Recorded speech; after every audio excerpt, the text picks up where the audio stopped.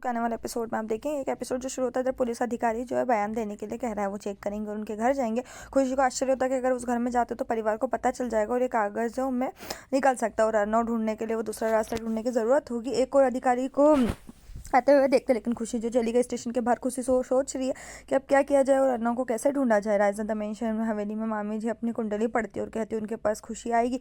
मामी जी फिर खुशी को अपनी ओर आते हुए देखते और उसे टकरा जाती। खुशी माफी मांगने की कोशिश करती लेकिन मामी जी नहीं सुनती और चली जाती। खुशी एक जासूसी एजेंसी के कागज को विज्ञापन में नोटिस करती और उससे उन कॉन्टेक्ट करने का आइडिया आता है। क्योंकि वो परिवार से कॉन्टेक्ट नहीं करेंगे, वो उन्हें फ़ोन करने की कोशिश करती लेकिन उसकी बैटरी खत्म हो जाती। श्याम ने उस पेपर को देखा और वो न्यूज़पेपर को पढ़ने लगता है जिसे खुशी ने सर्कुलेट किया था। मामी जी ने खुशी को नोटिस किया और उसे उस पर शक होता है। खुशी श्याम को पेपर लेते हुए देखती और टेंशन में होती कि उसे पता चलता है कि वो क्या कर रही है। इधर वहाँ पर जो एजेंसी है वापस फ़ोन करती, मामी जी फ़ोन उठाती है। मामी जी इस बात को लेकर असमंजस में है कि ये लड़का किस मामले में बात कर रहा है। उसे बाद में कॉल करने के लिए कहता है। श्याम पेपर पढ़ रहा, खुशी आती है उसके हाथ से पेपर छीन लेती, ये कहते हुए कि वो इसे पढ़ रही थी। वो ये कहते हुए वापस ले लेते कि क्या खास इसमें जो छपा है और क्या उसने अर्नव के बारे में कुछ छपा है। वो कागज़ मांगती है और वो कहते कि यही चाहता था और इसके लिए अच्छी तरह से पूछने के लिए वो जवाब देता है कि वो केवल उससे प्यार से पूछना चाहता है, वो उससे प्यार नहीं मांग रहा। उसे कागज़ देता है, वो उसे छीन लेती है और चली जाती है। वो अपने कमरे में फिर से जाती, फिर से नंबर पर फ़ोन करती है और कहती है वो उनसे मिलना चाहती है। वो उनसे मिलने के लिए अपॉइंटमेंट लेती है। ऐसा लगता है कि मामी जी खुशी की जासूसी कर रही है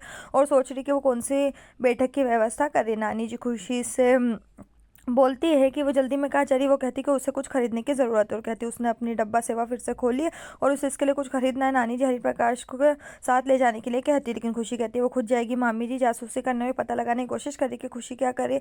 नानी चंदू को साथ जाने के लिए कहती क्योंकि वो शहर देखना चाहता है। वो इसे छोड़ने के लिए कहते लेकिन मामी जी उसे साथ जाने के लिए कहती। वो अंत में सहमत हो जाता है। वो संग्रहालय देखना चाहता है। खुशी टेंशन में देखती है और सोचती है अब क्या किया जाए।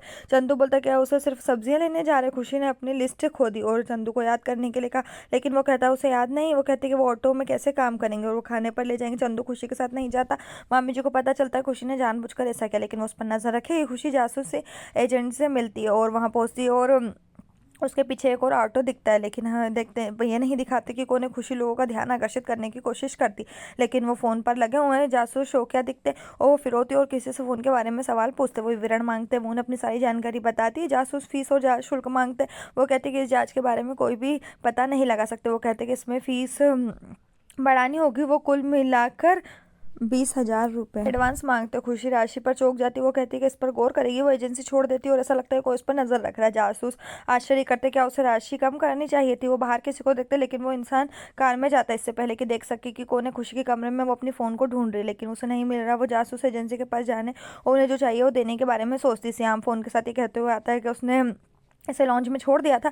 खुशी कहती कि उसकी प्रॉब्लम उसके किसी काम की नहीं है। श्याम उससे पहले घर छोड़ने के बारे में पूछता है लेकिन वो उसे रोक देती है। वो अपना फ़ोन वापस चाहती है। वो जानने की कोशिश करती है लेकिन वो उसका रास्ता रोक देता है। श्याम बोलता है कि उसे फ़ोन क्यों चाहिए, ऐसा नहीं करना, उसे फ़ोन करेगा। खुशी है सुनकर आंसू बहाती है। श्याम उसे छूने की कोशिश करता है लेकिन वो उसे रास्ते से हटा देती है और उसे नहीं छूने के लिए कहती है। वो उसके पास जाता है और उसका हाथ पकड़कर उससे बोलता है कि वो उसके खिलाफ क्यों है और उसे छूने या जाने के लिए उसके पास और वो रोने लगती है। वो सबसे ज़्यादा चोट पहुंचाता है। वो बोलता है कि उसने हमेशा सजा क्यों दी जाती। खुशी बोलती है कि वो वास्तव में इसका कारण नहीं जानता। श्याम कहता है कि उसे कागज़ की ज़रूरत नहीं है क्योंकि उन्होंने पिछले कागजात तय किए थे और अब उनकी ज़रूरत भी नहीं है। वो चले जाते और श्याम को फ़ोन आता है। वो उन्हें बोलता है कि उसने पहले स्थिति स्पष्ट कर दी और अब और गलतियाँ नहीं चाहता, नहीं तो ये अच्छा नहीं होगा। अंजलि बोलती है कि मामला क्या, लेकिन उस पर चिल्लाता है और उसे गलती का एहसास होता है और ये कहते हुए शांत करती है कि ये काम का टेंशन था। वो बोलते क्या उसके पास खुशी का फ़ोन है, वो जाने का बहाना बनाता। खुशी शाम की बातचीत को याद कर रही होती है और तो कोई दरवाज़ा खोलता। खुशी अपना समझती कि शाम है और केवल मामी जी उसे देखने के लिए डांटने लगती है। वो चौंक जाती। मामी जी खुशी से बात करने के लिए आती है।